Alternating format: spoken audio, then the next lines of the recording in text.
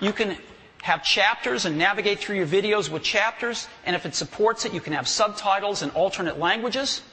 And if you have lyrics, we support displaying of lyrics now in the iPod. So what I'd love to do now is show you this stuff. Let's take a look.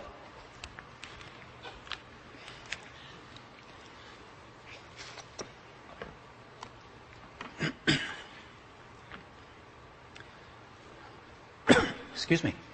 So let's go to Maps. And as you can see, we've got a new user interface for Maps here. We've got search and directions right in the middle here so people don't get confused. Over on the right side, we've got a little view button, and I can hit that and just curl up the map, and it allows me to see my map and map view, satellite, new hybrid view, which puts them together, list view, show traffic, and we can drop a pin. We'll come back to that later. But this button on the left is really cool. I push it, and it's going to locate. It's going to locate me right on the map. Zoom. And there we are. So, this is pretty cool. And I can just flip right into directions now, and it uses my current location as the start. And I could say, well, that's cool. I want to get back to Apple. And just find the route. And it will calculate the route back to Apple and show me and give me street-by-street directions if that's what I'd like. And here we are. I could say I want to edit that, and what I really want is I know we have an Apple Store nearby here, and I've bookmarked that as well. And so let's calculate the route to that. And here's the Apple Store. So after the keynote, I can wander over to the store. I can drive over to the store. So that's pretty cool. And I can also now drop a pin anywhere I want to and move it around. And let's say when I'm going to the Apple Store, I find a cool little shop over here I want to bookmark. And I can just add this to my bookmarks. I can get directions. I can remove the pin, whatever I want. And I can just keep track of those kinds of locations that I want to go to again. So that is the new Maps. And again, we develop our Maps application in conjunction with Google. They have awesome Maps technology, and we write the front-end apps, and it's a great collaboration, and we love working with those guys.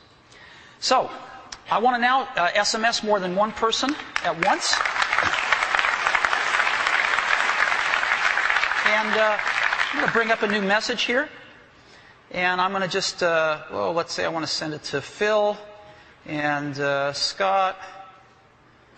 Yeah, oops, got to spell his name right. Scott Forstall, and maybe Tim, and maybe Tony.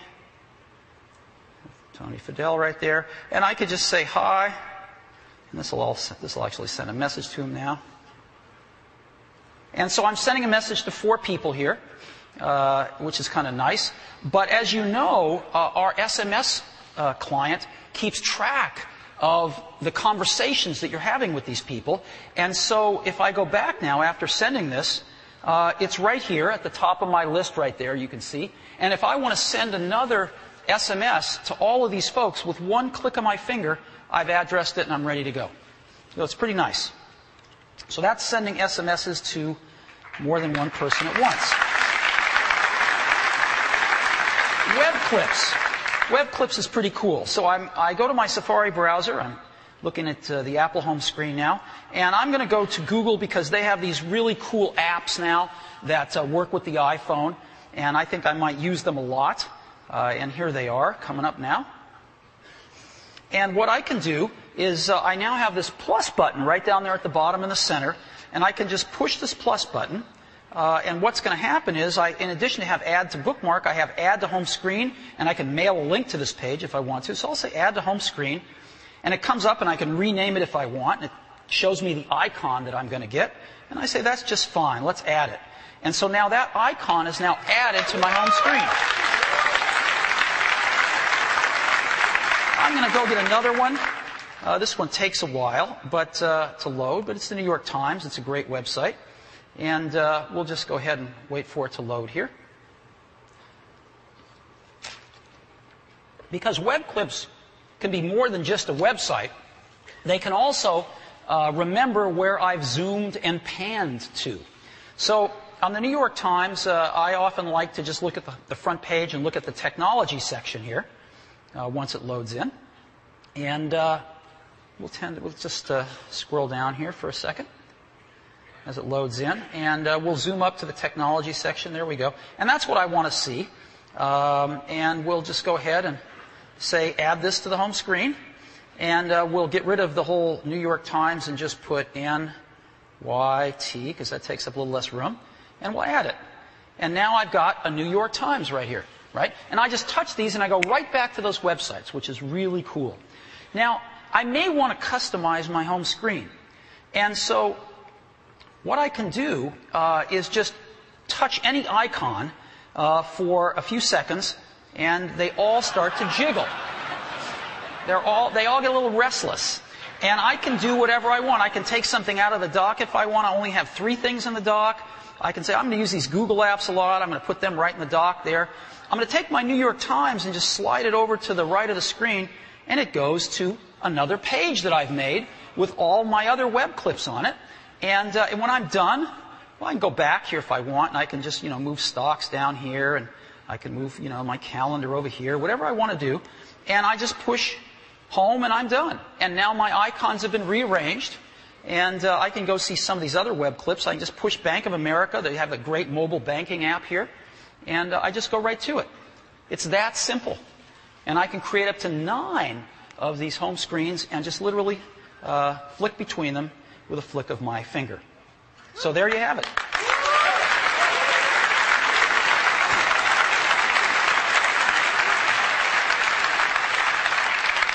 So how do we do some of this stuff? Let's take maps. There's no GPS inside the iPhone. And we've got this great new user interface, but how do we actually arrive at the location? Well, we're working with 2 companies to do that, Google and a company called Skyhook Wireless. Let me start with Skyhook. What they've done is they've driven the US and Canada in little cars with antennas on them and GPS receivers in them, and they've mapped Wi-Fi hotspots. They're now doing Europe and starting in Asia. And they've got 23 million Wi-Fi hotspots in their database. And so when we go to find a location, it turns out you pick up beacons from these hotspots, even if you're not connected to them. And then you pick up the beacons, we triangulate the beacons, look in their database, and it tells us where we are. Isn't that cool? It's really cool. And Google is doing basically the same thing with triangulating cell tower information off the cellular network. And we're using both of them. And it works pretty doggone well. So that is how we find location on the iPhone. And again, we can take any app. We have this new add to home screen button. We can go ahead and add our apps right to the home screen. We can reposition them anywhere we want. SMS, multiple people at a time, and again, have a record of that so I can just, if I want to, one finger, send a message to all those people again. And when I'm watching films now, I've got 2 buttons here. One shows me all the chapters. I can navigate through the video by chapters. And the other, if the video contains alternate language tracks or subtitles, I can turn those off and on and select the language as well. If I have lyrics data, it puts it right on top of the album art when I go in with the scrubber. So these are some of the new features that we've got on the iPhone. And all of this is available today as a free software update for every iPhone owner.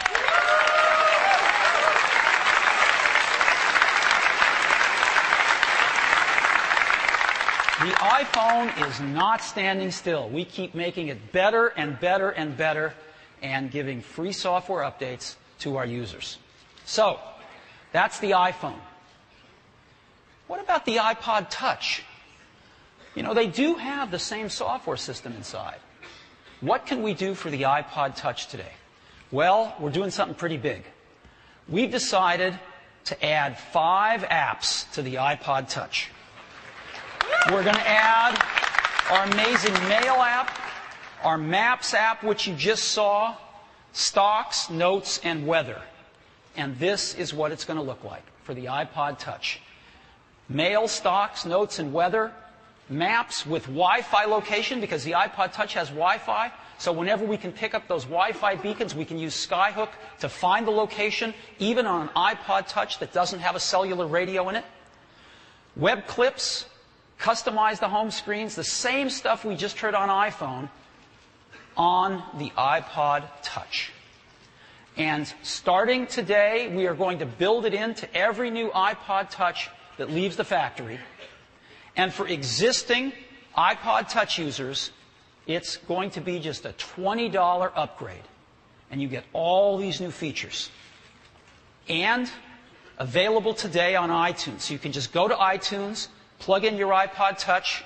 You'll see a page just like this, and with one button, you can download this entire software update to your iPod Touch.